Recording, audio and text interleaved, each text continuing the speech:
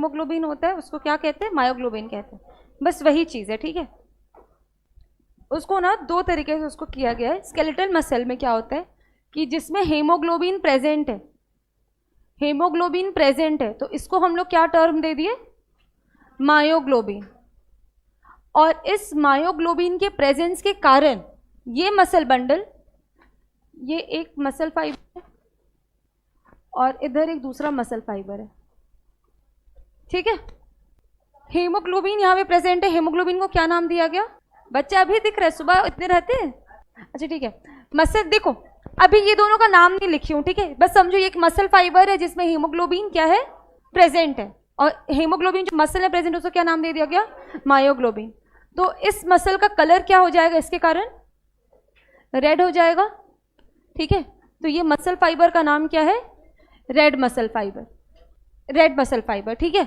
और जब ये मायोग्लोबिन का पिगमेंट कम है या फिर एब्सेंट है तो फिर ये क्या है, पिगमेंट एब्सेंट है तो फिर कैसा हो जाएगा, white muscle fibre, white muscle fibre, ठीक है। हीमोग्लोबिन का क्या काम है, ऑक्सीजन कैरिंग पिगमेंट है, और ऑक्सीजन है यहाँ पे, मतलब यहाँ पे एरोबिक रेस्पिरेशन हो रहा है, यहाँ पे ऑक्सीजन है मतलब यहाँ पे एरोबिक रेस्पिरेशन हो रहा है। और एरोबिक रेस्पिरेशन कहाँ होता है, एरोबिक रेस्पिरेशन ऑक्सीजन के प्रेजेंस में होता है, कहाँ पर होता है, ग्लाइकोलाइसिस तो देखो सब में हो रहा है, ठीक है। ये भी एक सेल है, इसमें भी क्या हो रहा है, ग्लाइकोलाइसिस होगा। इसके बाद फिर एरोबिक रेस्पिरेशन कहाँ हो रहा है, इसके बाद एरोबिक रेस्पिरेशन माइटोकॉन्ड्रिया में, ठीक है।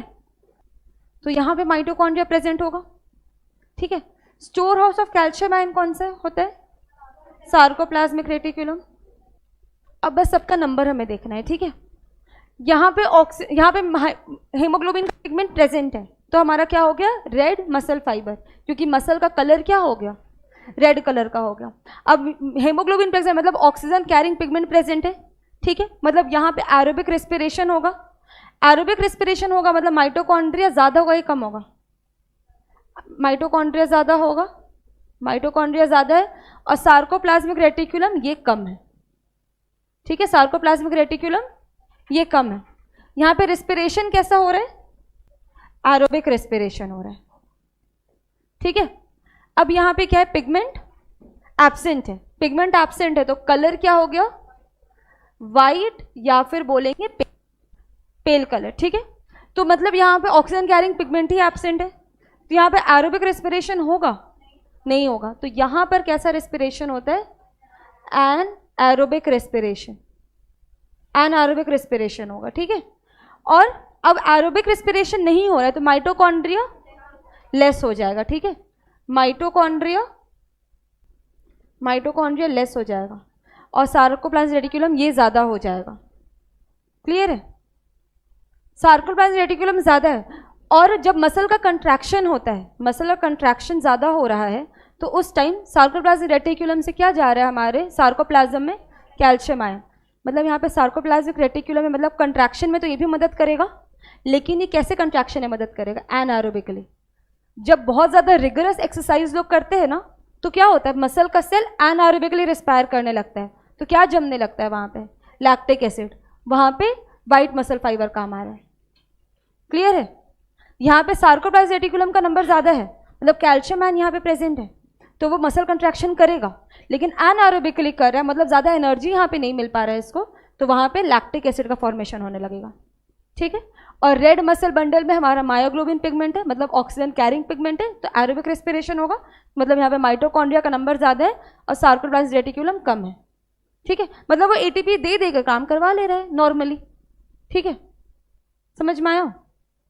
तो ये टॉपिक शायद छूट गया था वहाँ पे, उसको उस कोचिंग में डाउट पूछा गया था मायोग्लोबिन क्या है और ये वाइट मसल बंडल क्या है, बस यही क्वेश्चन था, वाइट मसल बंडल और रेड मसल बंडल में डिफरेंस क्या है। वहाँ पे बस एक पैराग्राफ में दिया हुआ है, मैं ऐसे डिफरेंस करके दे दी हूँ, ठीक है। उस लास्ट पैराग्राफ में देखो सब कुछ लिखा हुआ है, स्केलेटल सिस्टम के पहले वाला पैराग्राफ देखो, वहाँ पे सब कुछ लिखा हुआ है, बस क्या है कि एक पैराग्राफ में सब लिखा हुआ है। थोड़ा बहुत आप लोग जॉइंट्स मुझे बता दोगे, ठीक है। फाइब्रस जॉइंट कहाँ पे प्रेजेंट होता है, fibrous joint tissue cartilage, suture में, सूचर कहाँ पर है, स्कल में, ठीक है, मतलब स्कल में फाइब्रस जॉइंट है। वर्टिब्रल कॉलम में कैसा जॉइंट है, कार्टिलेजेनस जॉइंट है, वर्टिब्रल कॉलम में कार्टिलेजेनस जॉइंट है। और जितने भी मूवेबल जॉइंट्स है वहां पे कौन सा जॉइंट है, सिनोवियल जॉइंट, वहां पे सिनोवियल फ्लूइड प्रेजेंट है, ठीक है। अब आप लोग मुझे बताओगे बॉल एंड सॉकेट जॉइंट कहाँ पे प्रेजेंट है? हाँ हाँ, ह्यूमरस और पेक्टोरल गिडल और फीमर और पेल्विक गिडल, यहाँ पे कौन सा जॉइंट है, बॉल एंड सॉकेट जॉइंट, ठीक है। कार्पेल एंड मेटाकार्पेल ऑफ थंब, यहाँ पे कौन सा जॉइंट है, हाँ saddle, saddle joint, saddle joint, saddle joint present है। हिंज जॉइंट कहाँ कहाँ पे प्रेजेंट है, हाँ एल्बो में, नी में और हाँ फिंगर्स में, ठीक है। यहाँ पे कौन सा जॉइंट है, hinge joint. Pivot joint first और सेकेंड वर्टिब्रा में, कैसा जॉइंट है ये, पाइवट जॉइंट। और फिर लास्ट क्या, ग्लाइडिंग जॉइंट, कार्पेल्स के बीच में, ठीक है, ये स्लाइड कर है, ठीक है। इसके बाद बताओगे मस्कुलर डिस्ट्रोफी क्या है, muscular dystrophy, muscular muscles degrade हो रहा है, हाँ मास डिक्रीज करे, कैसा डिजीज है बेटा, ये बस बताओगे। ऑटो इम्यून डिसऑर्डर है कि जेनेटिक डिसऑर्डर है, गलत है, जेनेटिक डिसऑर्डर, यही था नीट के क्वेश्चन में, ठीक है। इसमें था कि मार्क द इनकरेक्ट स्टेटमेंट, ठीक है। और इसके बाद क्या कर दिया गया था, मायस्थेनिया ग्रेविस को नाम दे दिया गया था कि ये एक जेनेटिक डिसऑर्डर है, और दूसरे वाले में दे दिया गया कि एक ऑटो इम्यून डिसऑर्डर है, और ये दोनों इनकरेक्ट स्टेटमेंट हो गया, ठीक है। फाइंड द करेक्ट वन ढूंढा गया था, और ये दोनों क्या लग रहा है, नाम से सही लग रहा है, बाकी स्टेटमेंट सब सही दे दिया, सिम्टम्स वगैरह सब सही दे दिया, लेकिन इसको क्या कर दिया, ऑटो इम्यून, और उसको कर दिया जेनेटिक डिसऑर्डर, तो ये याद रखोगे। मायस्थेनिया ग्रेविस क्या है, ऑटो इम्यून डिसऑर्डर है। और इसमें क्या होता है मायस्थेनिया ग्रेविस में, इसमें क्या होता है, ब्लॉकेज होता है, किसका ब्लॉकेज होता है, केमिकल का, हाँ एसिटाइल कोलिन का, एसिटाइल कोलिन जो न्यूरोट्रांसमीटर है उसका ब्लॉकेज हो जाता है, ठीक है। तो इसके कारण क्या होता है, आप हाँ स्केलेटल मसल्स को पता ही नहीं कब मूव करना है, ठीक है, और हाँ पैरालिसिस का भी चांसेस हो जाता है, ठीक है। दूसरा मस्कुलर डिस्ट्रोफी, ये कैसा है, जेनेटिक डिसऑर्डर है, मसल्स डिग्रेड करने लगता है, हाँ लाइफ स्पैन भी उसका कम रहता है, मसल्स डिग्रेड करने लगता है, जेनेटिक डिसऑर्डर है, ये एक डोमिनेंट जेनेटिक डिसऑर्डर है, ठीक है। पेरेंट्स में है तो बच्चे में होने का बहुत चांसेस है, और एक दूसरा म्यूटेशन से भी हो सकता है, ठीक है। बहुत बार ऐसा बीमारी जो पेरेंट्स में नहीं लेकिन बच्चे में हो रहा है, तो उसका रीज़न क्या है, म्यूटेशन। म्यूटेशन मतलब जीन का जो सीक्वेंस उसमें चेंजेस आ जाना, ठीक है। ये सब 12th में पढ़ना है बेटा, आप लोग मस्कुलर डिस्ट्रोफी के बारे में पढ़ोगे, इसके बाद म्यूटेशन वगैरह भी पढ़ोगे, डिटेल में पढ़ोगे, ठीक है। जैसे यूवी रेडिएशन वगैरह से क्या हो जाता है, जीन्स में म्यूटेशन हो जाता है, और म्यूटेशन होने के कारण कैंसर भी हो सकता है, ठीक है, बहुत सारे टाइप का कैंसर हो सकता है। म्यूटेशन बेसिकली क्या है कि हम लोग देखें ना, ट्रांसक्रिप्शन ट्रांसलेशन क्या है, अब आपका जीन का सीक्वेंस ही चेंज हो गया, मतलब जिसको जो प्रोटीन उसको बनाना है वो प्रोटीन नहीं बनाए, कुछ और प्रोटीन बना रहा है, ठीक है, तो वो म्यूटेशन है, ठीक है। और जब गलत प्रोटीन बन जाए बॉडी, मतलब बॉडी गलत तरीके से काम करेगा, वही है म्यूटेशन, ठीक है। हाँ इसके बाद टेटनी क्या होता है, tetani low level of calcium ion होता है, ठीक है। फिर मैं पूछूं टेटनस क्या होता है, टेटनस चोट लगने पे इंजेक्शन लेते हैं, ठीक है, वो क्या होता है, वो टेटनस का इंजेक्शन है। उसमें होता क्या, अगर इंजेक्शन नहीं लो तो क्यों, मतलब क्यों इंजेक्शन लिया जाता है, हाँ बैक्टीरिया से रखता है, मैं बताती हूँ। उसमें बैक्टीरिया क्लॉस्ट्रीडियम, वो बैक्टीरिया सॉइल वगैरह में बेसिकली प्रेजेंट होता है, ठीक है। और अगर टेटनस का इंजेक्शन लोग नहीं लेते हैं ना, तो वो बैक्टीरिया क्या करता है, मसल्स का कंट्रैक्शन करने लगता है। टेटनी और टेटनस में डिफरेंस है, टेटनी क्या होता है, कैल्शियम का लो लेवल हो जाता है, और टेटनस क्या हो जाता है, मसल्स का कंट्रैक्शन हो जाता है। मैं दिखाती हूँ कि जब टेटनस होता है ना, तो उस टाइम डेथ कैसा होता है। ये है आप लोग का 12th में, आप लोग को ये टॉपिक पढ़ना है, मैं इमेज दिखाई थी उस टाइम टैब से। इस डिसऑर्डर को कहते हैं lock jaw disorder, lock jaw disorder.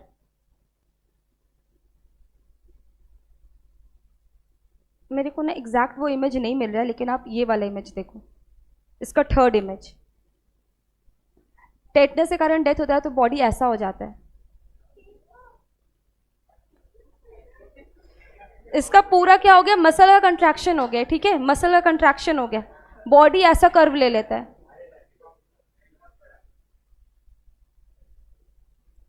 वो वाला इमेज नहीं मिल रहा है।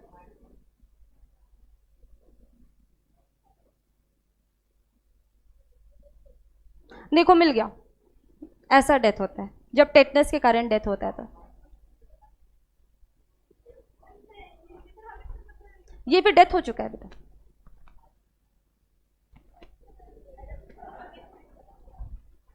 ऐसा डेथ होता है टेटनस के कारण, ठीक है। हमें लगता है कि बहुत छोटा सा चोट लगा हुआ है, लेकिन पेरेंट्स भी बहुत ज्यादा जिद करते हैं, इंजेक्शन ले लो, इंजेक्शन ले लो।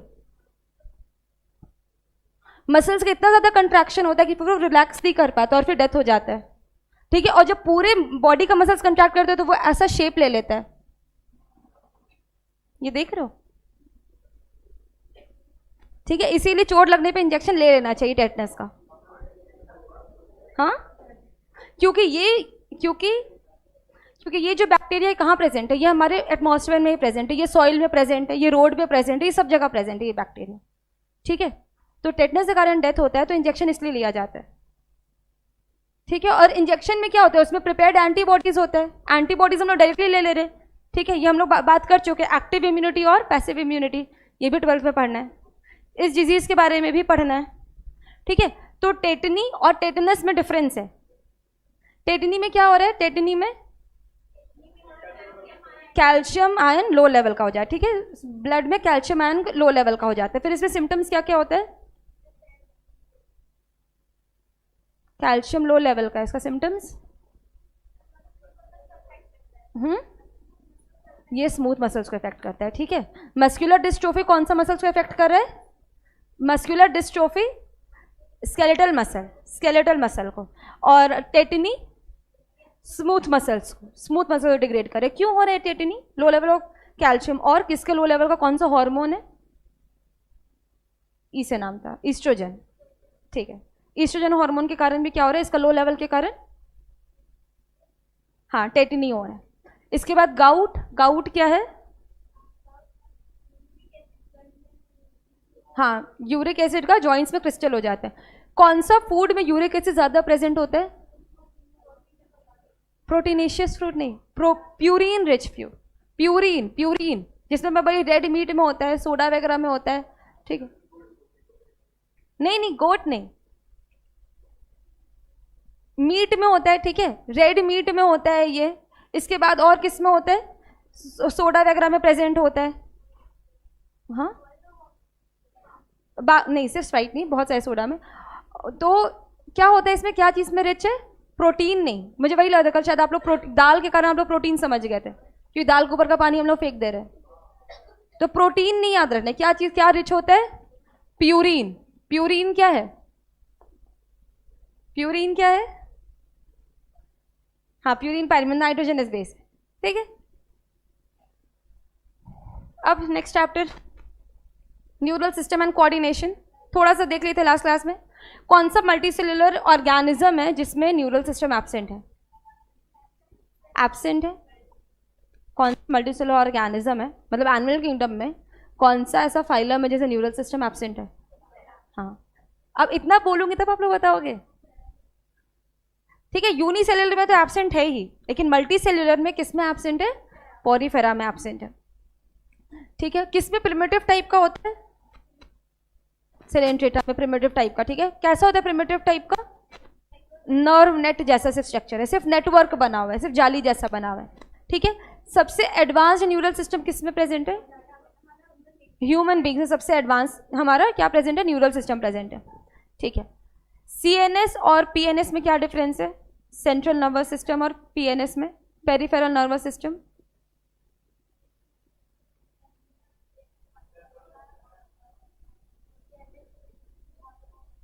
हाँ, ऑटोनॉमिक नर्वस सिस्टम नहीं बोलेंगे, न्यूरल सिस्टम बोलेंगे, ठीक है। इसका नाम चेंज कर दिया गया, नर्वस सिस्टम चेंज करके न्यूरल सिस्टम कर दिया गया।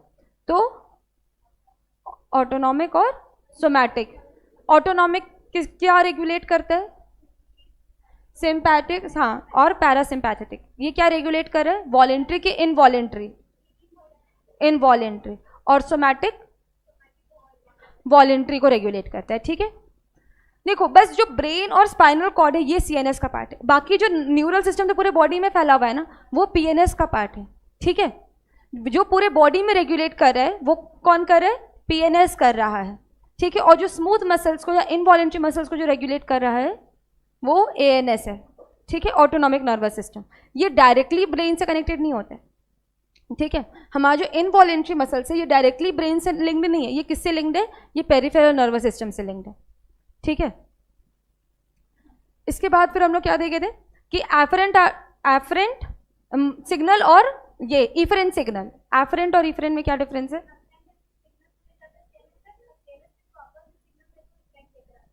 इफरेंट लेकर के आते हैं, ठीक है, ठीक है।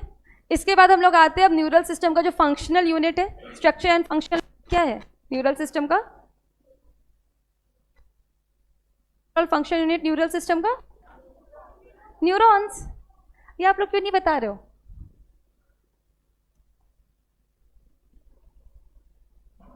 एक बार ही देख लो। कोऑर्डिनेशन क्या होता है बेटा? कोऑर्डिनेशन, हाँ, कोऑर्डिनेशन, हाँ, जब मोर देन वन ऑर्गन साथ में कोऑर्डिनेटेड वे में फंक्शन करे वो क्या है? कोऑर्डिनेशन है। या सिंक्रोनाइज्ड वे में फंक्शन करे वो क्या है?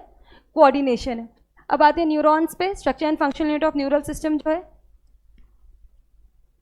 ये क्या है? ये एक माइक्रोस्कोपिक स्ट्रक्चर है जिसका स्ट्रक्चर हम लोग सबको पता है। क्या क्या कंपोनेंट्स होता है इसका? सेल बॉडी, डेंड्राइट और एक्सॉन होता है, हाँ, और एक्सॉन का ही एंडिंग होता है वो क्या होता है? सिनेप्टिक नॉब होता है, ठीक है। सर स्ट्रक्चर पे बना देगा बोर्ड पे? नहीं नहीं, आप बनाओ, कोई स्ट्रक्चर बना दो तब याद रहेगा। कॉपी में भी बनाना है आप लोगों को, बोर्ड पे बनाना है। कौन बनाएगा? नेमिंग नहीं करना है, बस स्ट्रक्चर बनाना है। बेटा आप बना दो संगीता, आप लोग सोचते ही रह जाओगे। बस स्ट्रक्चर बनाना है, ठीक है, नेमिंग नहीं करना है।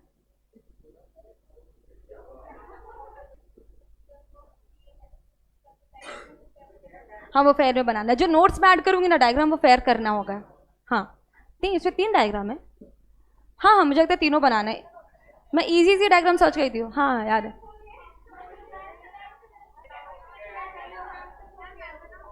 बोर्ड भी बनाने से टफ लगने लगता है ना, बना दो।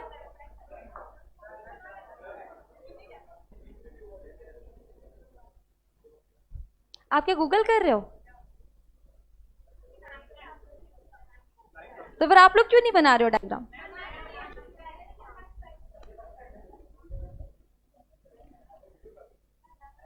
हाँ बनाओ, अच्छा। तब तब से क्यों नहीं आ रहे थे?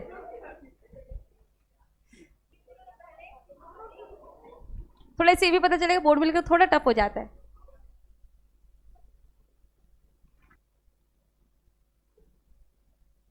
अब पेन लेना पड़ेगा, पेन लेना पड़ेगा, पेन लेना पड़ेगा बेटा।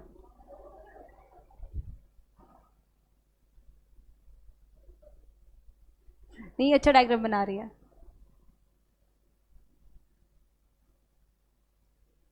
निखत नाम है ना? अब सारा डायग्राम आप ही बनाओगे बोर्ड पे।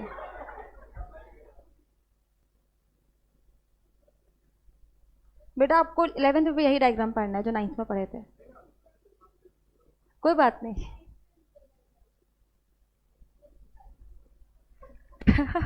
बस ये नीचे में ऐसा नहीं बनेगा। ये क्या बहुत कुछ इरेज हो गया? नहीं नहीं, ये वाला इरेजर तो मिटेगा, ठीक है।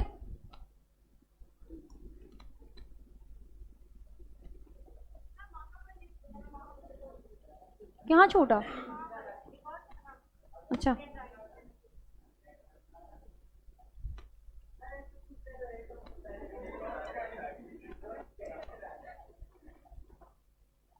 तीन डायग्राम दिया हुआ है नोट्स में, तीनों बनाने। एक न्यूरॉन का दिया हुआ है, एक माइलिनेटेड और नॉन माइलिनेटेड दिया हुआ है, और तीसरा दिया हुआ है यूनिपोलर, बाईपोलर और मल्टीपोलर।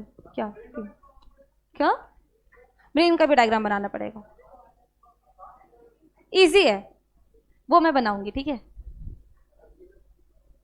नहीं वो इजी डायग्राम है, ब्रेन का डायग्राम इजी है।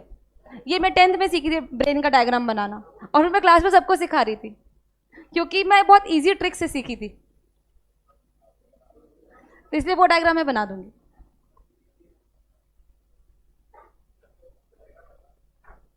ठीक है, सबसे पहले सेल बॉडी। सेल बॉडी इसमें से कौन सा पार्ट है? सेल बॉडी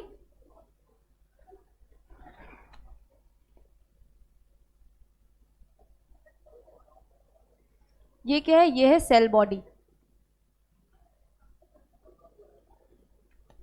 ये क्या है? अब ये एक्सॉन नहीं बेटा, एक्सॉन सिर्फ ये बीच वाला है, एक्सॉन सिर्फ ये वाला लाइन है। ये जो येलो डार्कर करी ना, बस वो एक्सॉन है। इसके बाहर जो कवरिंग है वो क्या है? Myelin sheath. ठीक है, माइलिन शीथ लिपिड और प्रोटीन का बना हुआ स्ट्रक्चर है। ठीक है, फिर इसका टर्मिनल एंड ये क्या कहलाता है? ये कहलाता है टीलोडेंड्रॉन। ठीक है, और इस टीलोडेंड्रॉन का एंड ये क्या? नॉब लाइक स्ट्रक्चर है, नॉब लाइक। ये क्या कहलाता है?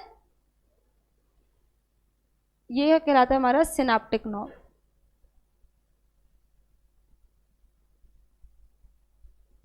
ठीक है, ये पूरा स्ट्रक्चर है। अब आते हैं सेल बॉडी पे। सेल बॉडी, ठीक है, तो सेल बॉडी को क्या कहा जाता है? इसको साइटोन भी बोला जाता है।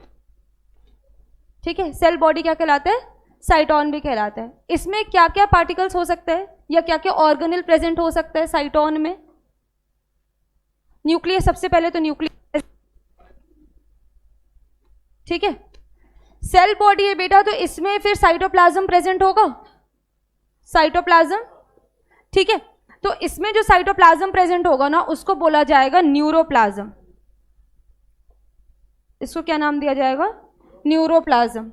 न्यूक्लियस प्रेजेंट होगा, कुछ सेल ऑर्गेनेल्स भी प्रेजेंट होंगे। तो क्या क्या सेल ऑर्गेनेल प्रेजेंट हो सकता है? माइटोकॉन्ड्रिया, ठीक है, गोल्जी कॉम्प्लेक्स और एंडोप्लाज्मिक रेटिकुलम। ठीक है, न्यूरोप्लाज्म क्या है इसका? साइटोप्लाज्म। इसके साइटोप्लाज्म में क्या प्रेजेंट है? न्यूक्लियस प्रेजेंट है।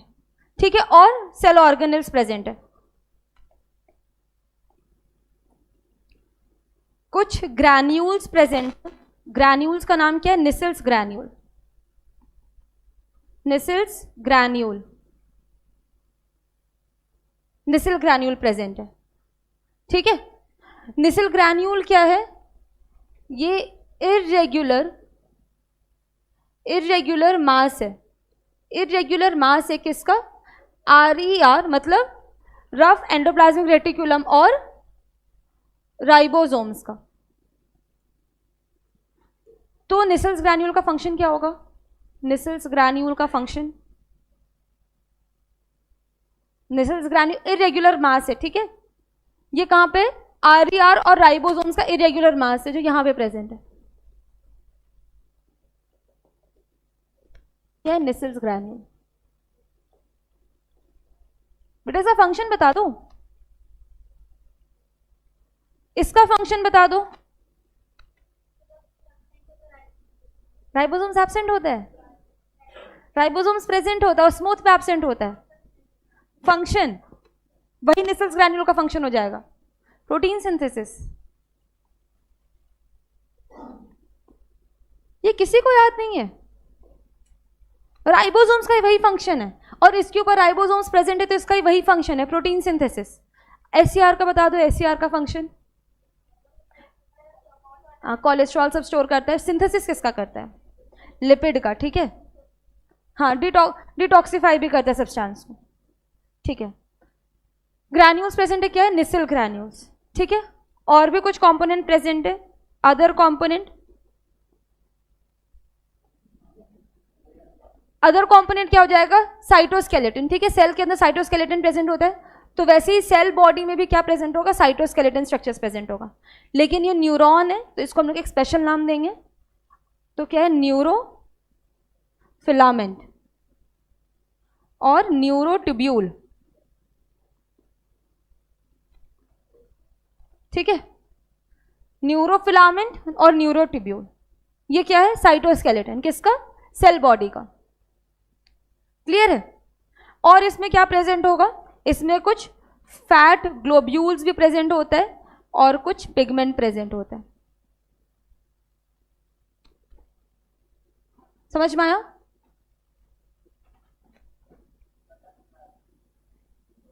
कहां चोट लग गया, अच्छा कट्टर, मुझे लगा कटा हुआ दिखा रहा है, और वो ऐसे भी कर भी रहा था तो मुझे लगा चोट लग गया इसको कहीं जाके, इसलिए कवर किया हुआ है माथा। बेटा आप क्यों डिस्टर्ब कर रहे हो क्लास को।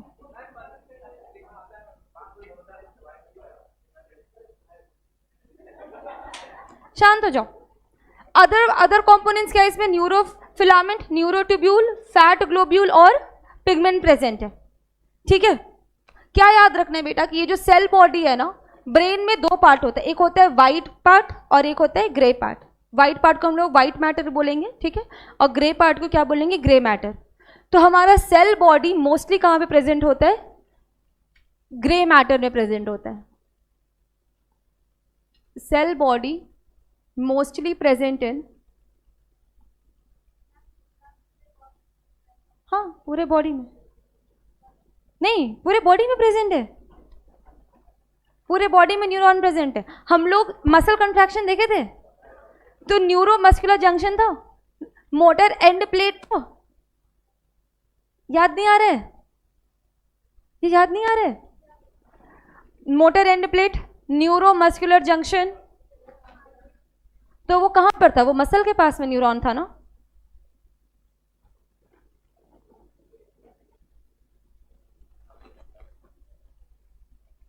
बस आप लोग मुझे ये बताओगे कि ये न्यूरॉन कौन सा होगा, मोटर न्यूरॉन होगा कि सेंसरी न्यूरॉन होगा, मोटर न्यूरॉन। ये कौन सा है, मोटर न्यूरॉन। और ये क्या है, ये मसल बंडल है हमारा, ठीक है, ये है क्या, मसल बंडल।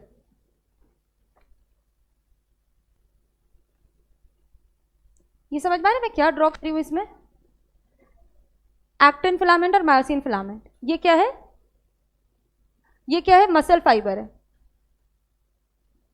मसल फाइबर मतलब मसल का सेल, ठीक है, मसल का सेल। ये क्या है, मोटर न्यूरॉन है। इस जंक्शन को क्या नाम दिया गया, इस जंक्शन को जहां पे न्यूरॉन और मसल फाइबर कनेक्ट हो रहा है, न्यूरोमस्कुलर जंक्शन, न्यूरोमस्कुलर जंक्शन या फिर motor end plate, motor end plate.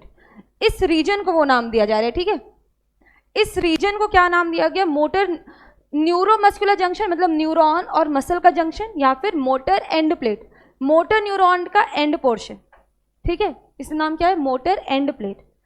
और इस पूरे यूनिट को, इस पूरे यूनिट को जिसमें न्यूरॉन है और मसल है, इसको क्या बोला गया, मोटर यूनिट।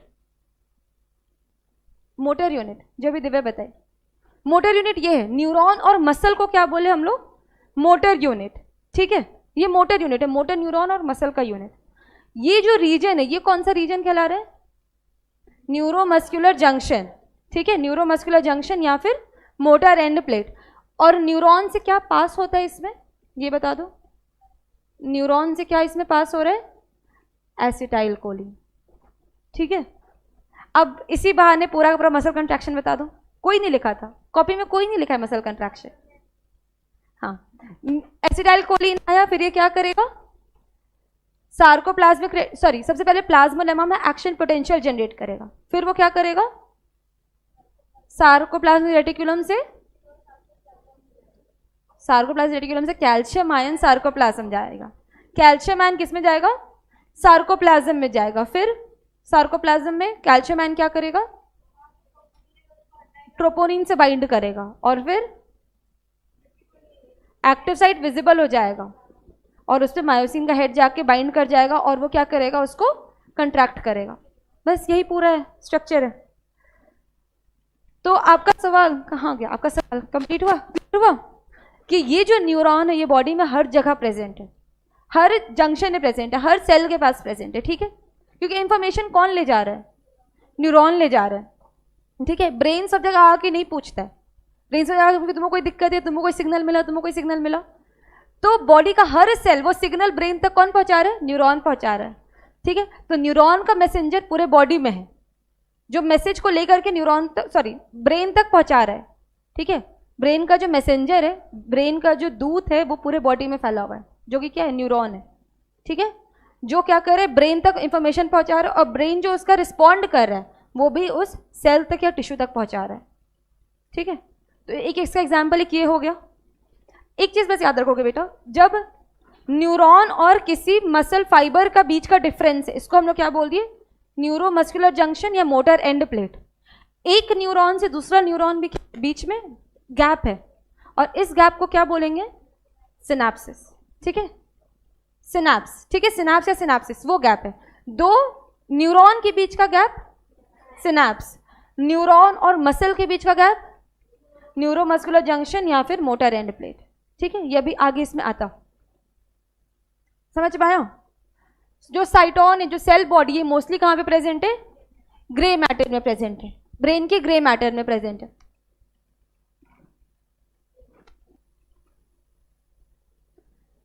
इसका मेन फंक्शन क्या हो जाएगा? सेल बॉडी का मेन फंक्शन,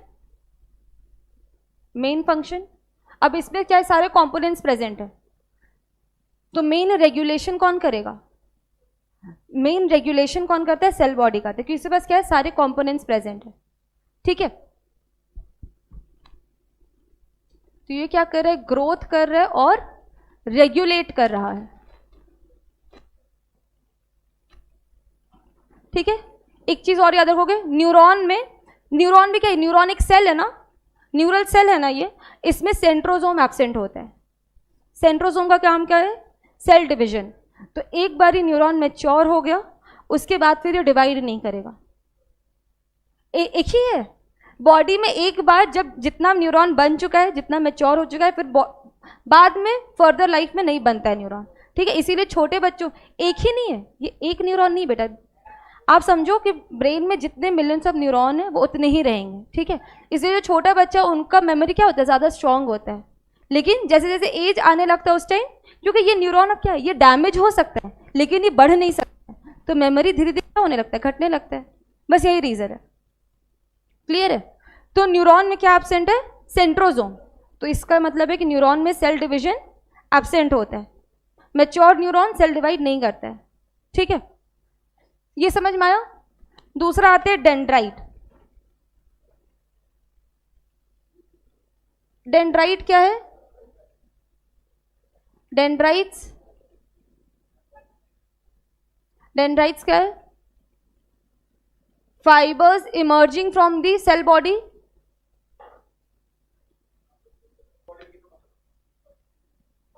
नहीं, वो तो बॉडी वेट करता है। देखो ये डेटा ना बहुत जगह वैरी करता है, ठीक है। कहीं आपको 639 मिलेगा, कहीं 641 मिलेगा, तो ये चेंज कर रहा है डेटा, वैरी करता है। मेडिकल के बुक्स में आपको 641 मिलेगा, गूगल सर्च करोगे, या जो हम लोग अभी तक पढ़ते आए हैं तो कितना पढ़ते हैं? 639 पढ़ते आए हैं, ठीक है। ये आपका पूछेगा नहीं, ये क्वेश्चन पूछेगा नहीं, क्योंकि ये वैरी करता है, मसल्स वैरी करता है। गूगल में कितना आ रहा है? एक बार गूगल करके देख लो गूगल पे क्या आ रहा है, क्योंकि अभी तक हम लोग जो पढ़ते आए हैं वो कितना आ रहा है? 639 पढ़ते हुए आए हैं।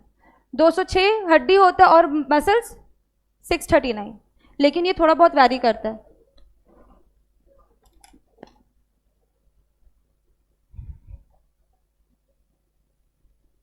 बेटा फोन रख दो।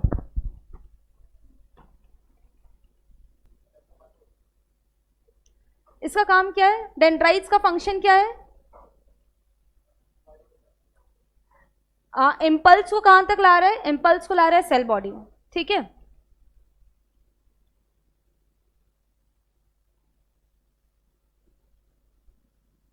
सेल बॉडी तक ये इम्पल्स को ला रहा है, ठीक है। इसमें भी अब कुछ कंपोनेंट्स प्रेजेंट होंगे, तो इसमें अब जो कंपोनेंट प्रेजेंट है वो क्या है? न्यूरोफिलामेंट, माइटोकॉन्ड्रिया और निसेल्स ग्रैन्यूल। अगर क्वेश्चन आएगा क्या मिटाना है, आप अलग ही उधर बात करते रहते हो। अगर क्वेश्चन आते कि निसेल्स ग्रैन्यूल किससे एसोसिएटेड है, तो न्यूरल सिस्टम से एसोसिएटेड है, ठीक है। यहां तो कोई दिक्कत? न्यूरॉन स्ट्रक्चर और फंक्शनल यूनिट ऑफ क्या है, न्यूरल सिस्टम में इसका 3 कंपोनेंट है, क्या क्या? सेल बॉडी, डेंड्राइट और एक्सॉन, ठीक है। अब सेल बॉडी क्या है, मेजरली कहां पे प्रेजेंट है, grey matter of the brain में, ठीक है। इसको साइटोन भी बोला जाता है। इसमें क्या क्या प्रेजेंट है, न्यूक्लियस प्रेजेंट है, cell organelle, mitochondria, Golgi complex, endoplasmic reticulum, ठीक है। कुछ ग्रैन्यूल्स प्रेजेंट है। ग्रैन्यूल्स क्या है, निसेल्स ग्रैन्यूल। अब निसेल्स ग्रैन्यूल क्या है, निसेल्स ग्रैन्यूल क्या है, तो लिखा हुआ है बोर्ड पे, इरेगुलर मास है किसका, रफ एंडोप्लाज्मिक रेटिकुलम का और राइबोसोम्स का। ये दिक्कत था, ये इसका इरेगुलर मास है और इसका फंक्शन क्या हो जाएगा, प्रोटीन सिंथेसिस। कुछ क्या हो गया पता है, मुझे एक चीज बस फील हुआ है कि इस टाइम में ना बच्चे पढ़ने के मूड में नहीं रहते हैं। इस टाइम ये भी फील आता है कि मैथ्स वाले सब घर चले गए, हम लोग अकेले बैठ के पढ़ रहे हैं, लेकिन मैथ्स वाले 7 बजे से आके पढ़ते, ये आप लोग नहीं देखते।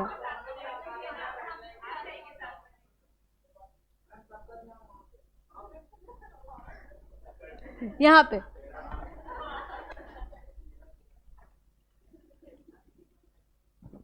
अदर कंपोनेंट्स क्या प्रेजेंट है, न्यूरोफिलामेंट, न्यूरोट्यूब्यूल और फैट ग्लोब्यूल और कुछ पिगमेंट्स प्रेजेंट है, ठीक है।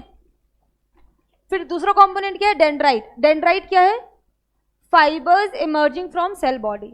सेल बॉडी से कुछ फाइबर्स इमर्ज करे, क्या काम है इसका, इलेक्ट्रिकल इंपल्स जो आ रहा है ना उसको ये कंडक्ट करे कहां तक, सेल बॉडी तक। और इसमें क्या कंपोनेंट्स प्रेजेंट है, न्यूरोफिलामेंट, माइटोकॉन्ड्रिया और निसेल ग्रैन्यूल्स। क्लियर है, यहां तक तो कोई दिक्कत नहीं, सब पढ़ाई हुआ टॉपिक से सारा। फिर आता है एक्सॉन। एक्सॉन क्या है, एक्सॉन क्या है,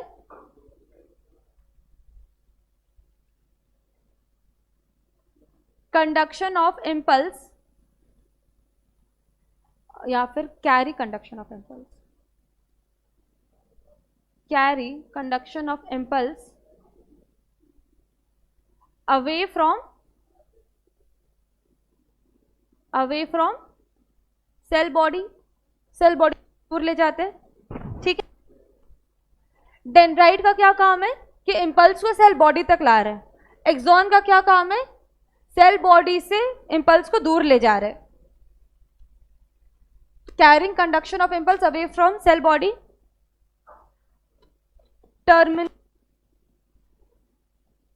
terminal end of axon is called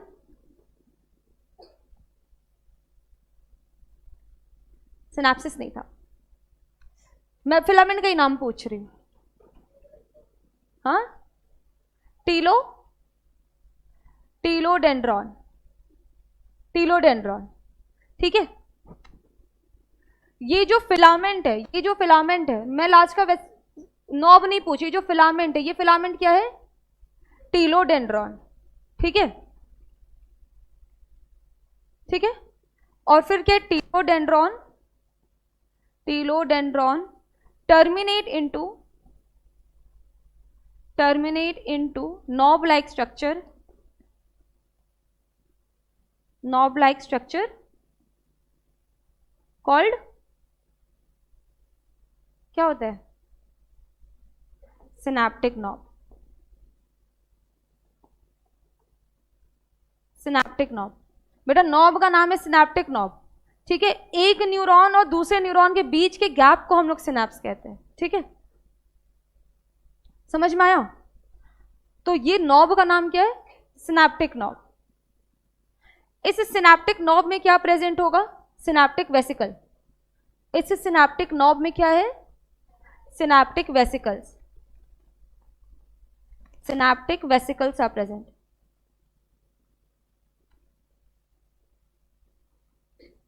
और इस सिनैप्टिक वेसिकल, वेसिकल मतलब क्या, थैली, ठीक है, क्या यहां प्रेजेंट है, सिनैप्टिक वेसिकल प्रेजेंट है।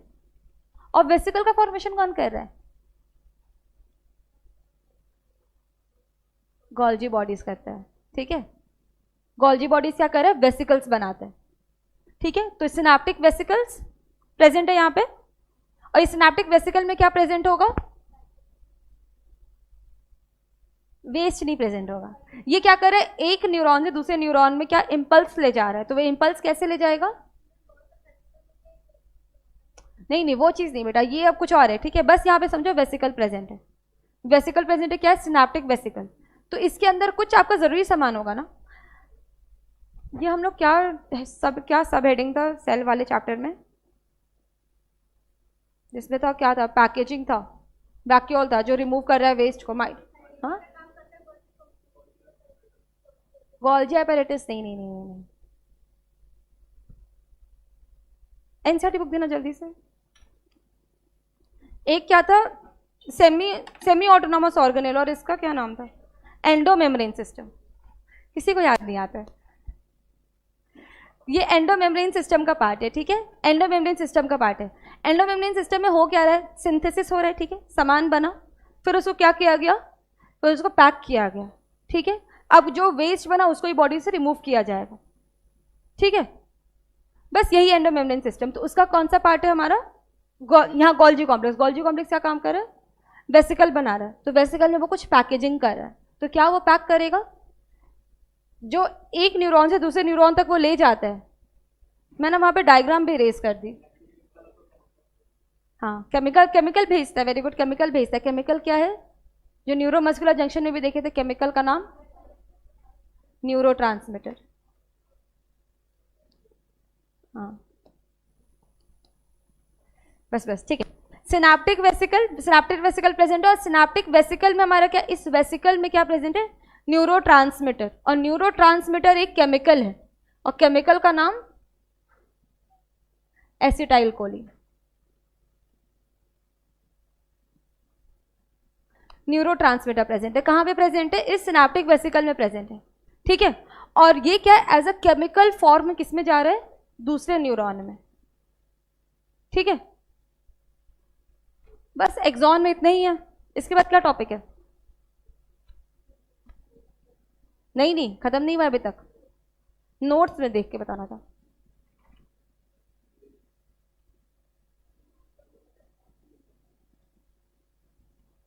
अभी है माइलिनेटेड और नॉन माइलिनेटेड, ठीक है।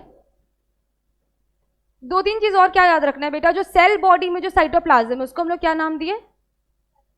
न्यूरोप्लाज्म, ठीक है। और जो एक्सॉन में जो साइटोप्लाज्म है, एक्सॉन में साइटोप्लाज्म को क्या नाम देंगे? एक्सोप्लाज्म, ठीक है। और इसके मेम्ब्रेन को क्या नाम देंगे? एक्सोलेमा, ठीक है। ये सब स्पेशल सेल्स है ना, तो ये सब अपना अपना नाम अपने से रखे, ठीक है। कि मेरे नाम से मेरे सेल मेम्ब्रेन को भी जाना जाएगा, और मेरे नाम से मेरे साइटोप्लाज्म को भी जाना जाएगा, ठीक है। तो एक्सॉन के बाहर का जो लेयर है उसको एक्सोलेमा, और जो साइटोप्लाज्म है एक्सोप्लाज्म, ठीक है। अब आते हैं types of neuron.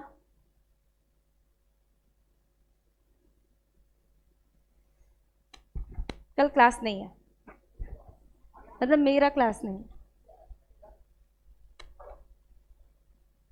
Types of neuron, ठीक है। टाइप्स ऑफ न्यूरॉन क्या है?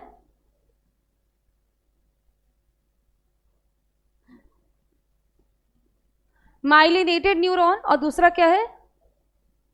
Non myelinated neuron. एक है माइलिनेटेड न्यूरॉन और दूसरा क्या है? Non myelinated neuron. Myelinated neuron क्या है? नाम से समझ में आ रहे? इसमें माइलिन शीथ प्रेजेंट होगा, माइलिन शीथ प्रेजेंट, और इसमें क्या होगा? Myelin sheath absent. Myelin sheath क्या है? माइलिन में बताइए ना कि लिपिड और प्रोटीन का बना हुआ स्ट्रक्चर है, ठीक है। वो बस ये मेम्ब्रेन है। जहां पे माइलिन शीथ, ये वाले रीजन को हम लोग क्या कहते हैं ना? Node of Ranvier. Node of Ranvier कौन से सेल्स का बना है? तो ये श्वान सेल्स का बना हुआ है, श्वान सेल्स का बना हुआ है, ठीक है। और इस श्वान सेल्स में न्यूक्लियस भी प्रेजेंट होगा।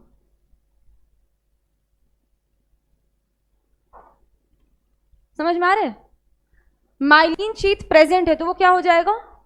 माइलिन शीथ प्रेजेंट है तो माइलिनेटेड न्यूरॉन। ये माइलिन शीथ प्रेजेंट है तो माइलिनेटेड न्यूरॉन, और माइलिन शीथ एब्सेंट है मतलब वो स्ट्रक्चर कैसा हो जाएगा? वो स्ट्रक्चर बस ऐसा हो जाएगा।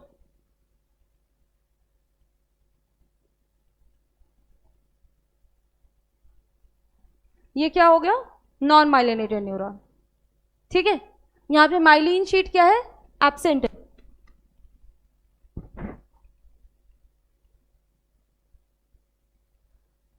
Myelinated neuron, myelin sheath present, और दूसरे वाले में क्या? Myelin sheath absent. किसमें ये ज्यादा देखने को मिलता है? तो ये क्रेनियल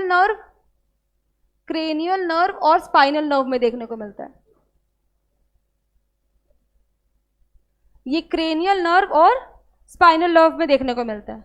और ये किस में मिलता है? ये सोमैटिक नर्व और ऑटोनॉमिक नर्व में देखने को मिलता है। क्लियर है? ये किस में मिल रहा है? क्रेनियल नर्व और स्पाइनल नर्व में देखने को मिल रहा है, मतलब सीएनएस में मिल रहा है। अच्छा, ये नहीं लिखा हुआ है कहीं पर कि ये पीएनएस में नहीं मिलता है, लेकिन ये सिर्फ पीएनएस में मिलता है। एनसीईआरटी ना इसको बहुत ज्यादा क्लियर वे में नहीं लिखा हुआ है, लेकिन आपको क्या याद रखोगे कि माइलिनेटेड न्यूरॉन आपका क्रेनियल नर्व और स्पाइनल नर्व में मिलता है और साथ ही पीएनएस में भी मिलता है, ठीक है। लेकिन नॉन माइलिनेटेड न्यूरॉन सिर्फ पीएनएस में मिलता है, ये एएनएस ये सीएनएस में नहीं मिलता है, ठीक है। आपका नॉन माइलिनेटेड न्यूरॉन आपके ब्रेन में नहीं मिलेगा, ब्रेन स्पाइनल कॉर्ड में नहीं मिलेगा, लेकिन माइलिनेटेड आपका पीएनएस में मिल सकता है। एनसीईआरटी में उतना ज्यादा इसको जस्टिफाई करके नहीं लिखा हुआ है, ठीक है। नर्व इंपल्स फास्ट किस में होगा? सोच के बताओ, नर्व इंपल्स फास्ट किस में होगा?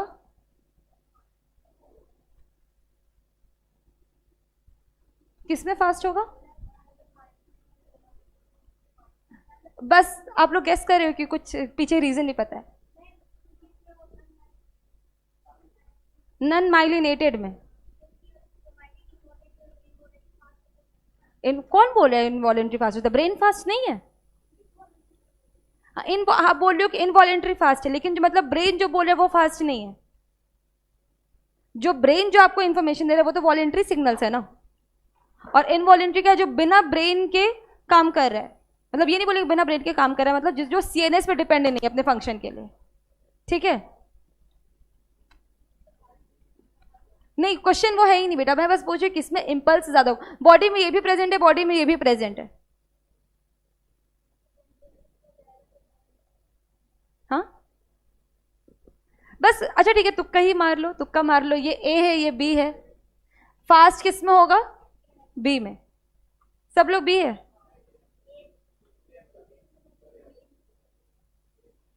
बी में फास्ट होगा, ठीक है। बी में फास्ट होगा। बी में कैसे फास्ट होगा? ए में इंपल्स कैसे जाता है ना, ए में इंपल्स यहां से डायरेक्टली आपके एक्सॉन में जाके फिर ये आपके क्या आता है? सिनेप्टिक नॉब में आ जाता है, ठीक है। लेकिन इसमें क्या होता है? यहां से ये हॉप कर रहा है, हाँ ठीक है, यहां से ये क्या कर रहा है? हॉप कर रहा है, ठीक है। नर्व इंपल्स हॉप कर करके जा रहा है, मतलब सोचो कूद कूद के जा रहा है रैबिट की तरह। तो फास्ट कौन हो गया? जो हॉप कर रहा है, ठीक है। इसलिए मतलब बी में क्या हो जाता है? फास्ट, नर्व इंपल्स फास्ट हो जाता है। नर्व इंपल्स फास्ट, और इसमें क्या हो जाएगा? नर्व इंपल्स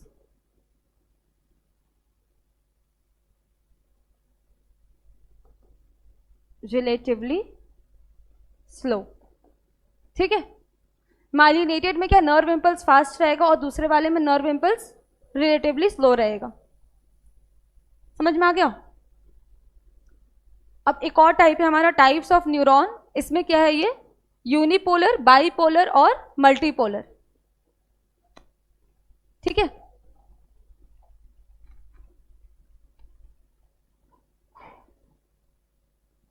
यूनिपोलर,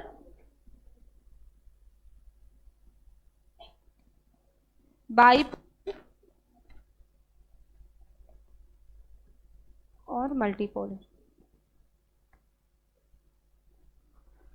इसमें एक तुक्का एक पहले लगा लो, क्योंकि अगर आप लोग गलत हो गए ना तो वो दिमाग में बैठा रहेगा कि क्या चीज में गलती था, क्या सही आंसर होगा। ठीक है, ये जो न्यूरॉन है ये कैसा है, यूनिपोलर, बाईपोलर की मल्टीपोलर, कोई भी, चलो कोई भी एक ले लो, ये भी ले सकते हो ये भी ले सकते हो, दोनों एक ही है, दोनों का एक ही आंसर है। ये क्या है, नहीं आपका ना ए और बी दोनों आ जाएगा। ठीक है, अगर यूनिपोलर होगा तो दोनों यूनिपोलर होगा, बाईपोलर होगा तो दोनों बाईपोलर होगा, मल्टीपोलर हो तो दोनों मल्टीपोलर होगा। मल्टीपोलर है पूरा क्लास, मल्टीपोलर। बेटा आप आंसर क्यों चेंज करते हो, भरोसा नहीं है खुद पे।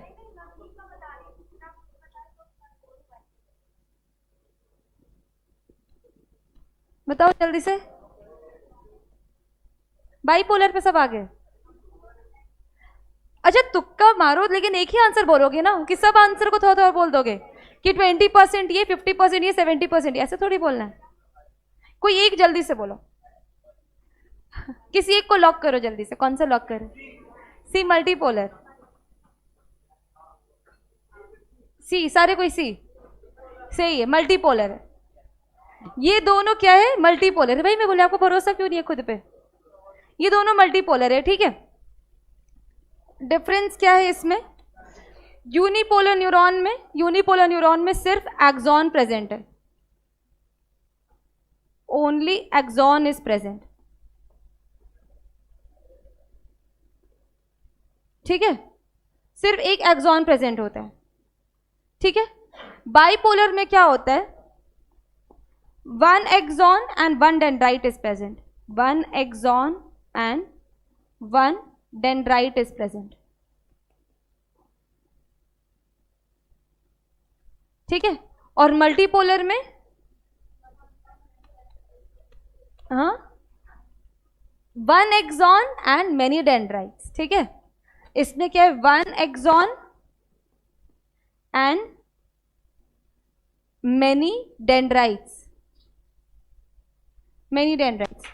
अब जो मैं इमेज भेजी हूं ना वो एक बार आप लोग देखो मोबाइल में, इसको हम लोग ना एक डेंड्राइट कंसिडर करते हैं, तो मल्टीपोलर में क्या है, बहुत सारे डेंड्राइट है, मोर देन 2 डेंड्राइट्स होता है। ठीक है, मोर देन 2 डेंड्राइट्स। और एक्सॉन कितना है, एक्सॉन एक है, एक्सॉन सब में एक ही होगा।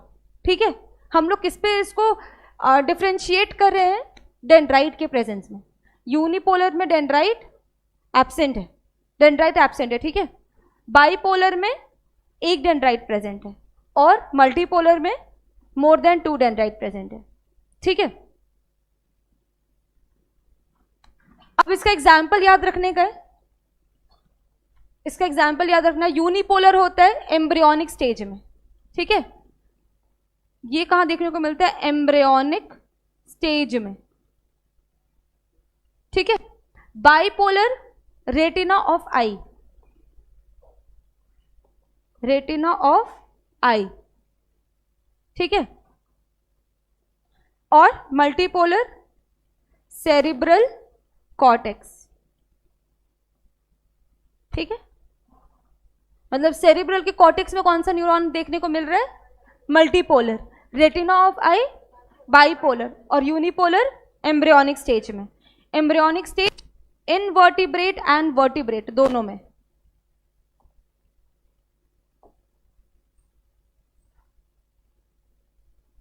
Vertebrate and invertebrate both.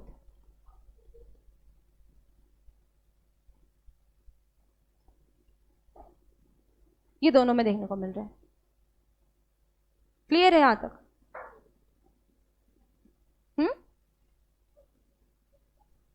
दोनों में देखने को मिल रहा है। ये वर्टिब्रेट्स में देखने को मिल रहा है। ठीक है, जैसे ये ह्यूमन आई में देखने को मिल रहा है, और ये अच्छा ये वर्टिब्रेट और इनवर्टिब्रेट जो ये लिखी हो ना बेटा, ये दोनों के एम्ब्रियोनिक स्टेज में, ये दोनों के एम्ब्रियोनिक स्टेज में, मतलब अभी हम लोगों में भी ये यूनिपोलर न्यूरॉन प्रेजेंट नहीं है, एम्ब्रियो में प्रेजेंट था। ठीक है, मतलब वर्टिब्रेट और इनवर्टिब्रेट दोनों के एम्ब्रियो में यूनिपोलर न्यूरॉन है। ठीक है, और मैच्योरेशन पे ये न्यूरॉन है। बाइपोलर अभी भी हमारे रेटिना में प्रेजेंट है और मल्टीपोलर हमारे सेरेब्रल कॉर्टेक्स में प्रेजेंट है। समझ में आया? यहाँ तक कुछ भी टफ था ऐसा जो कुछ नया जाने? तो मुझे नहीं लगता कुछ नया जानने जैसा था, बस ये थोड़ा बहुत माइलिनेटेड नॉन माइलिनेटेड लेकिन बेसिक था। ठीक है,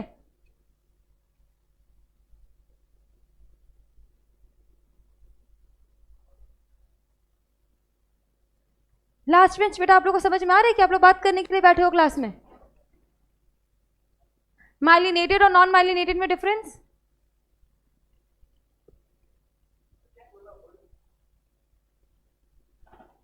चलो अब देख के बता दो, माइलिनेटेड और नॉन माइलिनेटेड में डिफरेंस।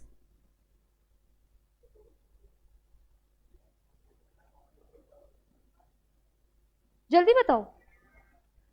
हाँ, माइलिनेटेड में माइलिन शीथ प्रेजेंट है, नॉन माइलिनेटेड में माइलिन शीथ एब्सेंट है। नर्व इंपल्स फास्टर किस में होगा? माइलिनेटेड में, क्योंकि इसमें क्या हो रहा है, जंप करता है। ठीक है, इसमें इलेक्ट्रिकल इंपल्स कैसे कर रहा है, जंप कर रहा है। कहां पे जंप करता है, कहां पे जंप करता है, ये क्वेश्चन है, कहां पे जंप कर रहा है? नोड ऑफ रैनवियन है, वेरी गुड। अच्छा यहाँ गायब कर दी ना।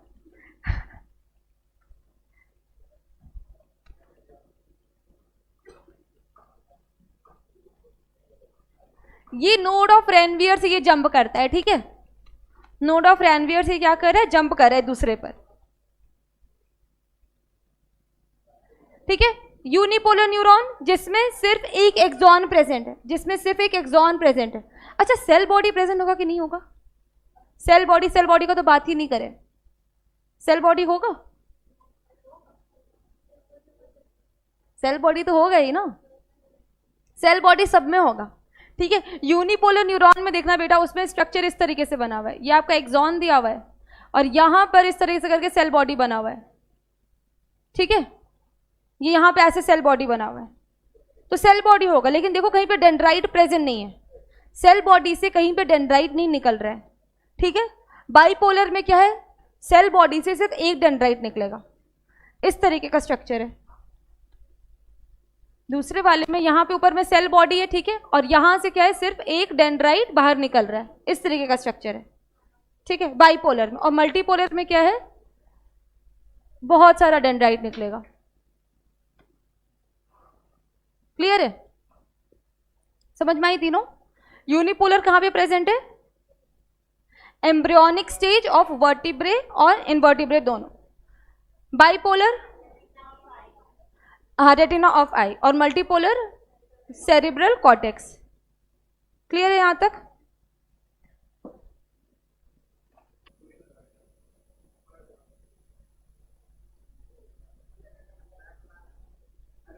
बेटा फोन हटाओ।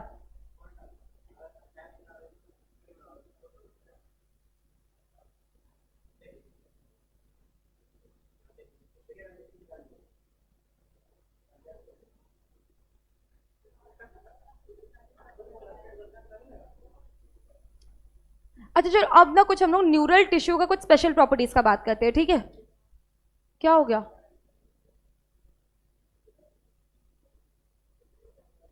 बेटा, यहां हम लोग पढ़ाई कर रहे थे ताकि आप यहां पे स्टोर करो, सबसे फोन में स्टोर करके घर चले जाते हैं। ये समझ में नहीं आया, याद नहीं हुआ कि लिखने का जरूरत पड़ेगा। ये क्या पहली बार पढ़े रहे? अभी तक की लाइफ हिस्ट्री में तीसरे चौथी बार पढ़े रहोगे। क्लास 10th में ही पढ़े होगे, थोड़ा बहुत 8 में ही पढ़े होगे, 6 7 में ही पढ़े होगे न्यूरल सिस्टम।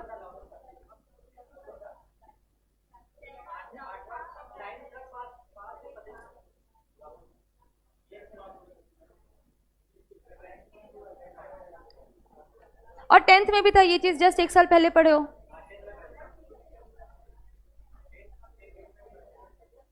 अच्छा चलो अब हम लोग कुछ स्पेशल कैरेक्टरिस्टिक ऑफ न्यूरॉन पे बात करेंगे। ठीक है, ये एनसीईआरटी में नहीं दिया हुआ है, लेकिन ये बेसिक से जो जानना चाहिए। बेटा शांत हो जाओ, 2 मिनट बस बात होना है, टाइम हो ही गया है।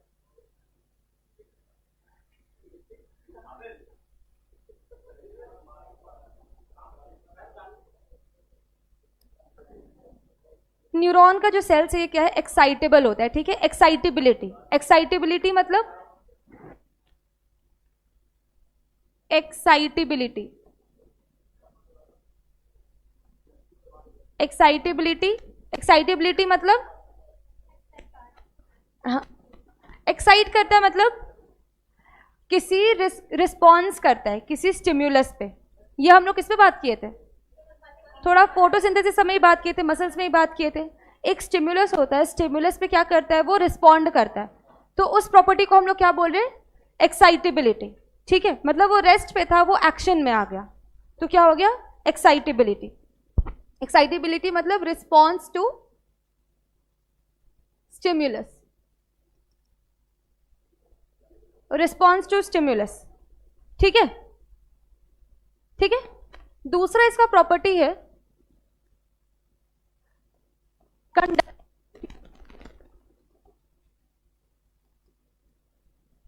कंडक्टिबिलिटी। ठीक है, कंडक्टिबिलिटी का मतलब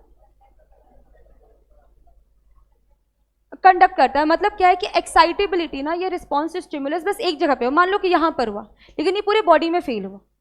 ठीक है, तो कंडक्टिबिलिटी क्या है कि एक्साइटेबिलिटी का रिस्पॉन्स, ठीक है, एक्साइटेबिलिटी एक जगह पे हुआ है। ठीक है, movement of impulse, movement of impulse from the region, region कौन सा, excited, to the different place, to the different region. मतलब क्या है, बेसिकली मूव कर रहा है, जो इम्पल्स क्रिएट हुआ ना वो क्या कर रहा है, मूव कर रहा है, वो सिर्फ एक ही जगह पे नहीं है। ठीक है, not fixed at the place of excitation, at the place of excitation. ठीक है, सिर्फ एक्साइटेशन के प्लेस में पॉसिबल नहीं, वो मूव कर रहा है। ठीक है, वो क्या हो गया, कंडक्टिबिलिटी। इस स्टिम्युलस का मतलब बता पाओगे, स्टिम्युलस एक्सटर्नल फैक्टर्स। ठीक है, हम यही बोले एक्सटर्नल फैक्टर्स, लेकिन इंटरनल फैक्टर्स भी, अगर बॉडी के अंदर भी कुछ चेंज हो रहा है तो उसको भी क्या कर ले रहा है, सेंस कर ले रहा है। ठीक है, और उसको सेंस, स्टिम्युलस को सेंस करने के लिए क्या प्रेजेंट है, रिसेप्टर प्रेजेंट है। वेरी गुड, स्टिम्युलस को सेंस करने के लिए कौन प्रेजेंट है, रिसेप्टर प्रेजेंट है। तो एक्सटर्नल और इंटरनल दोनों चेंजेस को क्या कर सकता है, सेंस कर सकता है stimulus. Change in external and system या एटमॉस्फेयर। ठीक है, change in external internal system या एटमॉस्फेयर। क्लियर है। अब ये जो चेंज होता है ना बेटा, ये चेंज भी कैसा होता है, सडन होता है। ये चेंज कैसा होगा, सडन होगा। जैसे यहाँ पे हवा है, हवा प्रेजेंट है, लेकिन क्या हम लोग उसको फील कर पा रहे हैं। जैसे हमारा स्किन में तो सेंस ऑर्गन है ना, इसके ऊपर भी तो रिसेप्टर प्रेजेंट है जो सेंस करने के लिए, लेकिन यहाँ पे हवा चल रहा है, वो क्या हम लोग सेंस कर पा रहे हैं, सेंस नहीं कर पाते। ठीक है, अगर सब चीज़ को सेंस करने लगो तो पागल हो जाओगे। ठीक है, तो अगर हवा चल रहा है उस चीज़ को सेंस नहीं कर पाए, लेकिन अगर जोर से हवा आने लगा तो सेंस करोगे। ठीक है, और ये जोर से हवा भी कब, सडन चेंज। ठीक है, ये सडन चेंज हुआ तब हम लोग क्या करें, उसको सेंस करें, तो उसी को स्टिमुलस कहते हैं, जो एक्टिव किया। ठीक है, बॉडी के अंदर भी क्या ऑस्मो रिसेप्टर्स प्रेजेंट है, लेकिन वो हर चीज़ को सेंस करते रहता है। अगर नॉर्मल कंडीशन है तो उसको सेंस नहीं करेगा, अगर ज़्यादा हो जाएगा या कम हो जाएगा तब सेंस करेगा। वैसे यहाँ भी हवा प्रेजेंट है, लेकिन अगर ज़्यादा तेज़ी से हवा है उसको हम लोग सेंस कर सकते हैं, या इस हवा में अगर ऑक्सीजन का लेवल घटने लगा तो उसको भी सेंस कर सकते हैं। ठीक है, तुरंत घुटन होने लगेगा। ठीक है, तो उसी को स्टिमुलस कहते हैं। जो सडन चेंज आता है ना एक्सटर्नल और इंटरनल एटमॉस्फेयर में, उसको सेंस करता है स्टिमुलस। ठीक है, एक लॉ है इसके बाद और नॉन कंसिस्टेंट। अच्छा, इसमें दो है, स्टिमुलस में दो, एक है थ्रेशोल्ड, थ्रेशोल्ड स्टिमुलस, और एक है सब थ्रेशोल्ड स्टिमुलस। ठीक है, एक है थ्रेशोल्ड स्टिमुलस, एक क्या है, सब थ्रेशोल्ड स्टिमुलस।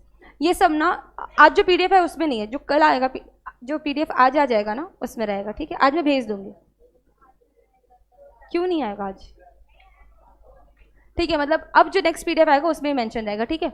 मैं नोट्स में इसको स्ट्रोक पॉइंट करके लिखी, स्ट्रोक पॉइंट मतलब एक्स्ट्रा पॉइंट्स, ठीक है। अगर चाहो तो लिखो, नहीं मन तो मत लिखो, क्योंकि एनसीईआरटी में नहीं दिया हुआ है, ठीक है। ये खाली कुछ बेसिक्स है न्यूरल सिस्टम को जो जानना चाहिए, ठीक है, जो इंपल्स जनरेशन वगैरह में काम करता है। बेटा फोन हटाओ, और आप लोग फर्स्ट बेंच पे ही बैठोगे, पीछे में कोई नहीं पढ़ता है, और आप लोग डिस्टर्ब करते हो तो पूरे क्लास डिस्टर्ब होता है।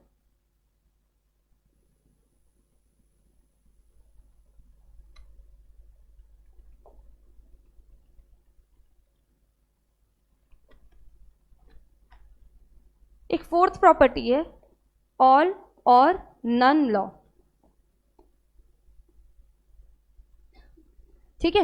न्यूरल सिस्टम इस लॉ को फॉलो करता है, ऑल और नन लॉ, ठीक है।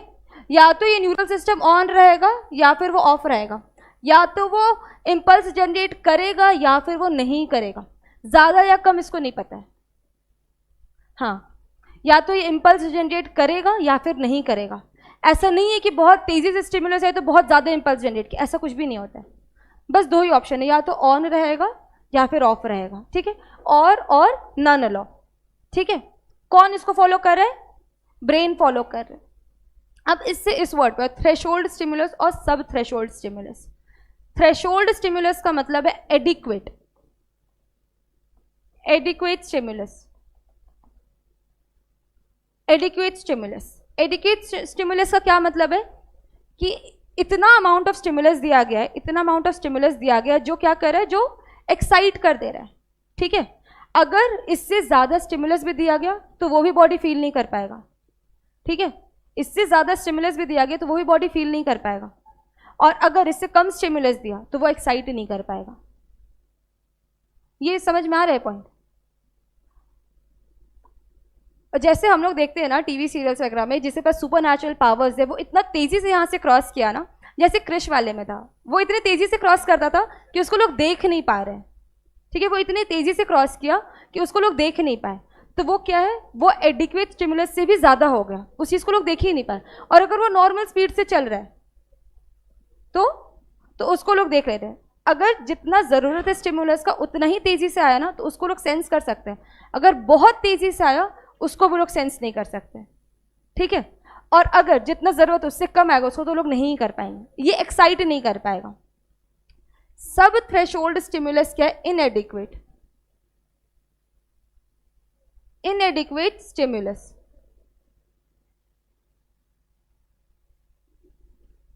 ठीक है, समझ में आया? अब लेकिन इसमें क्या है, सब थ्रेशोल्ड स्टिमुलस में, सब थ्रेशोल्ड स्टिमुलस में अगर हम लोग ना, जैसे हम लोग यहाँ पे हाथ पे पैट कर रहे हैं, ठीक है। अब लोग क्या है, हम बहुत देर तक यहाँ पे पैट करेंगे ना, तो यहाँ पे क्या हो जाएगा, दर्द होने लगेगा। एक या दो बार से नहीं होगा, तो एक या दो बार जो हम लोग पैट कर रहे हैं वो क्या है, वो सब थ्रेशोल्ड है। इसमें हम लोग जोर से नहीं हिट कर रहे, ये जोर से हिट नहीं कर रहे, ठीक है। जैसे क्या है कि मान लो किसी का एग्जाम्पल ले लो, हाँ ऋतिक, ठीक है, ऋतिक का फ्रेंड आया, उसे कंधे पे एक बार मारा कि हेलो, ठीक है। एक दोस्त आया, वो मारा, ठीक है चलो, वो सब थ्रेशोल्ड था, वो सब थ्रेशोल्ड स्टिमुलस था। लेकिन 10 दोस्त आके मारेगा तो ये तुरंत में क्या हो जाएगा, तुरंत में गुस्सा आ जाएगा इसको, ठीक है। अगर 10 दोस्त आके मार दिया तो क्या हो जाएगा, तुरंत में गुस्सा आ जाएगा, और जो लास्ट में मारा उसको जोर से पड़ेगा, ठीक है। और जो दोस्त लास्ट में मारा उसको क्या होगा, जोर से पड़ेगा। सब उसको आके धीरे धीरे बस ऐसी दोस्ती में ऐसे करके उसको पैट करे उसके पीठ पे, ठीक है।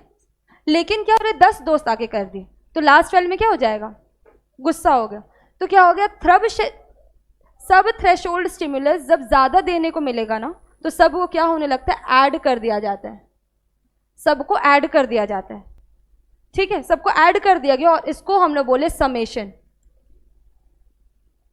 समेशन। और ये भी पॉसिबल है किसमें, ये भी किसमें पॉसिबल है, ये और नन लॉ में। एक बार ये समेशन हो गया, मतलब अब ये वाला लॉ फॉलो होगा, ठीक है। मान लो कि 50 न्यूटन का फोर्स चाहिए था, हमें 50 न्यूटन का फोर्स चाहिए, ठीक है। थ्रेशोल्ड क्या है, ये 50 या 55 न्यूटन फोर्स दे दे रहा है, बस ये लास्ट है। थ्रेशोल्ड क्या है, ये 50 या 55 न्यूटन फोर्स दे दे रहा है, ठीक है। तो क्या हो जाएगा, एक्साइटेबिलिटी हो जाएगा, स्टिमुलस मिलेगा तो वो क्या हो जाएगा, सेल एक्साइट हो जाएगा, ठीक है। 50 न्यूटन का फोर्स चाहिए था, 50 न्यूटन का फोर्स हमें मिल गया, तो वो एक बार में हमारा क्या हो गया, एक्साइट हो गया। बेटा बात क्यों करने लगते हो, बस मैं बोली ना, ये लास्ट चीज बता रही हूँ। और अगर इसको 5 न्यूटन का फोर्स मिला तो कोई एक्साइटेशन नहीं, ये क्या हो गया, सब थ्रेशोल्ड। लेकिन ये 5 न्यूटन का हमें 10 बार मिल गया, ठीक है, ये इंटू 10 10 बार ही मिल गया, तो ये क्या हो जाएगा, इसको हम लोग समेशन कहेंगे, इसको क्या प्रॉपर्टी बोलेंगे, समेशन बोलेंगे। और ये फिर क्या करेगा, एक्साइट करेगा, ठीक है। न्यूरल सिस्टम सिर्फ 2 चीज जानते हैं, और नन लो, या तो वो एक्साइट करेगा या फिर नहीं करेगा। ऐसा नहीं है कि कम न्यूटन से फोर्स आया तो ये कम एक्साइट करेगा, ये नहीं करेगा, ठीक है। बस ये कुछ प्रॉपर्टीज है, ये जान लो, ये आगे मदद करेगा ये नर्व इंपल्स पढ़ने में, ठीक है, खत्म हो गया। ये डायरेक्टली नहीं दिया हुआ है लेकिन ये जानना है।